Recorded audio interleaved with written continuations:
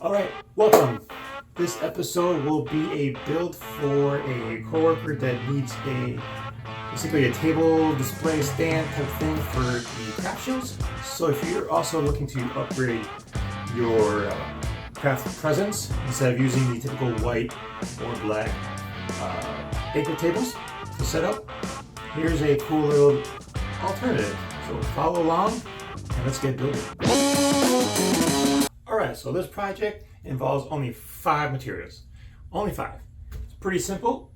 Definitely if you want to upgrade your craft event presence versus the regular 4-foot or 6-foot or 8-foot tables.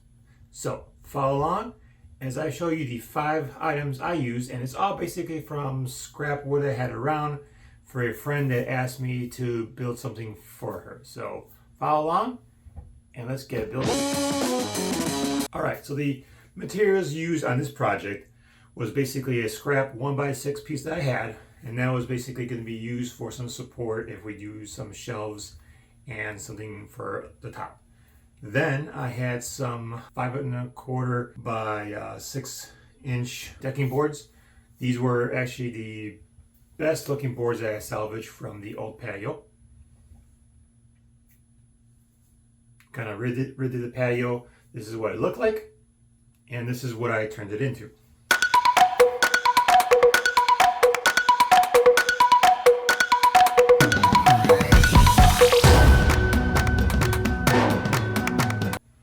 Pretty snazzy, huh? So a nice little privacy wall. So I had to replace a lot of the decking boards because it was just getting rotted out. So replacing some of the decking boards, I ended up saving the better looking ones to just use for potential future projects. And look at where we are now, using those boards. So I ended up using a few of those, and that was going to be used as my tabletop. So we're going to glue those up together. And I had a scrap 2x4 that was pressure treated. Had a spare piece. It wasn't even a full 8-foot stud. So I used that. Figured if she has it at the events and she actually has a display on grass, then the next material, which is basically a MDF board. I kind of used it around my shop. One is the actual logo itself, the little backboard here. And that's basically just MDF board that has the cool wood effects on. Managed to find 2 pieces that had the same image. One ended up being about 3/4 inch thick, the other was half. Instead of having it on the ground where it would be grass, and especially if you do it in the morning, the grass could be still wet. And we all know MDF will just soak it right up and will look kind of like this. All right, so we have our back boards here. You could also use barnwood. You could go to Lowe's, has like a package. I think it runs about $26, $27. 2 of those packages, and they'll kind of cover the size that I built if you want that. Now we went with the scrap pieces, save some money and basically utilize what would just go into the trash. Looks good on this side. No one will know from the outside except if you look in detail. But that's our secret. So that was the last material, was the MDF board that we have, or you could use other boards to make your walls. But if you're using your scraps, you could use any kind of scraps you have. But this is my build of how I made a foldable, transportable, nice little podium, desk, table. I have no name for it really. But, so let's go to the build.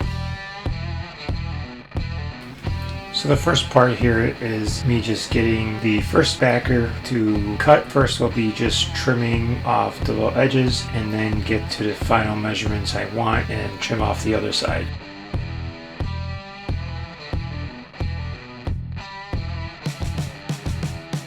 Alright, the next step is basically using the scrap 1x5 or 6, whatever it was, and basically cutting in half.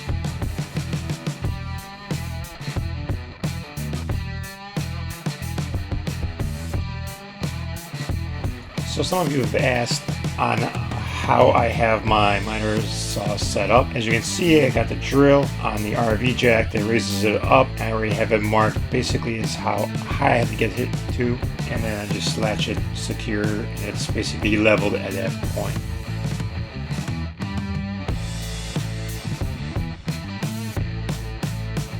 So next thing here is basically cutting all of these boards down to the dimensions that I need and stacking up like this speeds up the process. You get multiple cuts all at one time.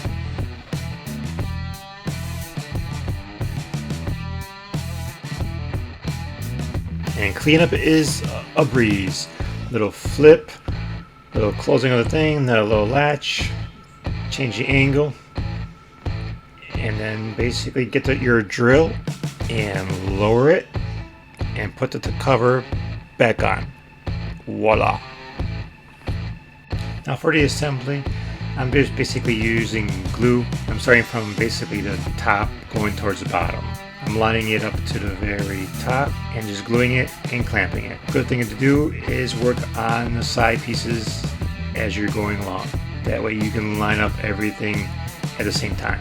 Obviously the top will be all lined up because you're going to the edge. And then in the middle, it's nice to know that you're going to be even. You make your marks and you're good to go. Then the bottom half, I didn't go all the way to the bottom. I left a little bit of a space for future little addition I did, which was basically cutting out a groove in that 2x4. So this table can basically go into that groove and it will prevent it from flipping open and just shifting around. So this is a sample of what the wood's looking like. Before is the bottom and top is the after. After I ran it to the planner, this is the color it's coming out, and then basically I just went through and filled any other little holes, the little knots with CA glue. So here I use some painter's tape to just mark off where the hinges are going to be. They're lined up perfectly, so when I open and close these sides, it'll be in the correct spot. Yeah, I could probably marked it out, but it was easier with a painter's tape to just get a nice even visual perception of where it's going to be.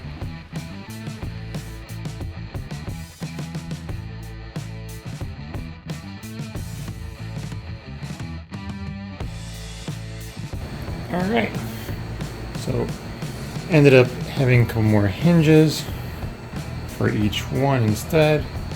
So the moment of truth. There you go, it closes. If all measurements are done right. Oh, look at that.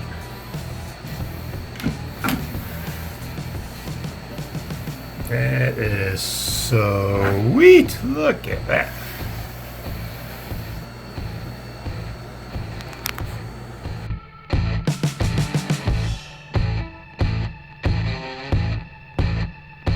So this is a 2x4 that's cut down the sizes, and I'm going to make a pass in each board with each measurement at the table saw. Once I make the passes, make the adjustment, run all the boards again, make the adjustment, run again, so forth until I basically have a nice even dado groove in all of these boards. And then that table basically will rest and slide in there. So here I'm just making the marks on the long piece of board so I can kind of tie in everything together and be seamless. The dado matches, and once everything's folded out, everything fits pretty much at a 90-degree angle. So here I am basically just finishing up the dado cuts on the long piece. Now it's all about lining everything up, making the marks of where I'm going to cut the short pieces so I can attach it all together to be pretty seamless. Making the marks and then taking the bandsaw and cutting out the axis.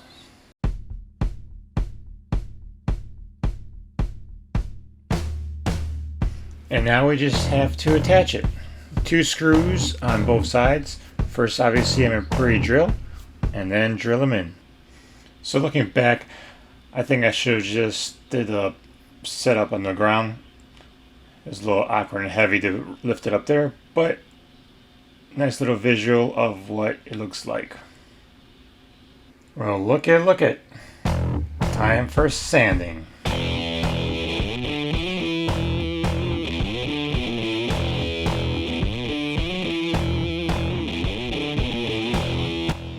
So developing my skills, I definitely wanted to get used to using a biscuit joiner. One thing you might notice, it's not yellow, but if DeWalt wants to sponsor me, I'll gladly take a sample DeWalt biscuit joiner. But until then, I'm on the budget. I'm using the Wen. So far, so good. Now just quickly laying out the boards, ready for inserting all the biscuits. There you go. And next up is basically glue it all together. Quick dry fit and glue up.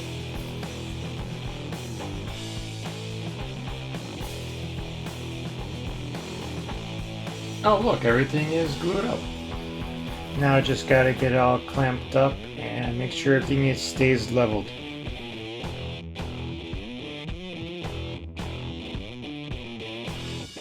"24 hours later." Now it's basically getting the clamps off and checking to see if it's still leveled.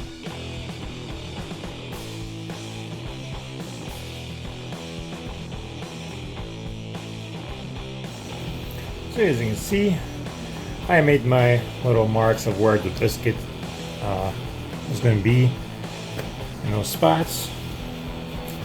Feels pretty leveled. So now the favorite part, sanding. Yeah, you pretty much get the gist. You pretty much do all the sanding, get everything nice and leveled, nice and clean. There you go. Now it's basically just trim off the edges, get it trimmed down to the dimensions I need. So here the next step is to attach these to the bottom of the table. Just cut 1 inch thick. Place them right on the bottom of the sides. So line up right there, like so, on both sides. That way the table can't move from side to side. Also, on that side, the front side, attached to there, so it won't move forward or back. So yeah, that's pretty much the next step. Also, place one of these on the sides and in the middle, gives it a little more support, less chance of a curve. Alright. Time to make my measurements. Time to make my measurements. Measure a bajillion times and cut ones, or you'll be swearing. Now, basically just marking off where the sides are going to be attached to. Now it's just a matter of pre-drilling the holes and then getting everything screwed in nice and tight. And ensure you're checking, making sure it's all lined up. Now just quickly checking to make sure it is nice and tight, that I did the measurements right, and everything looks like it's lining up. We are good to go. And the last thing really left now is to add the trim right on the front side to kind of hide that MDF strip that's showing.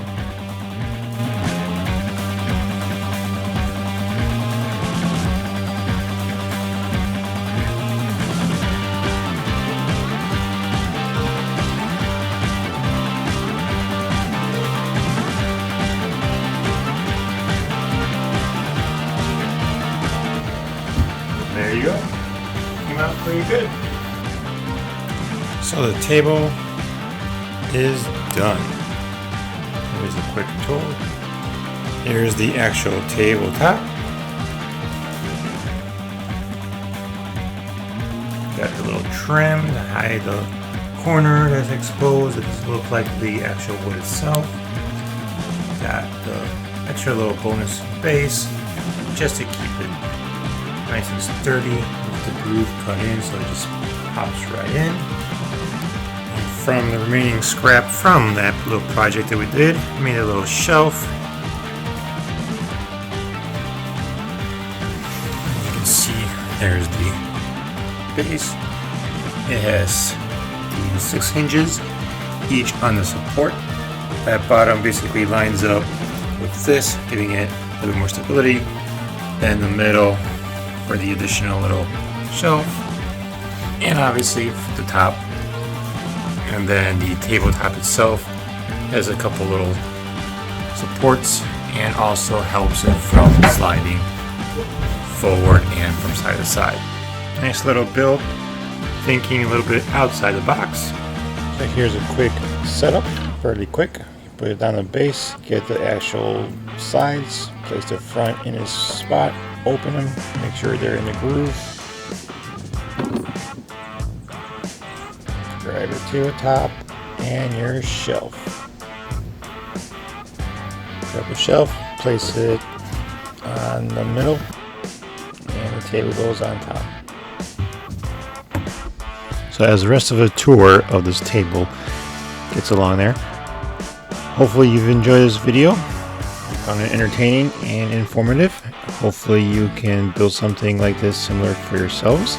So please like, subscribe, share this video, and I will see you on the next video. Thanks again.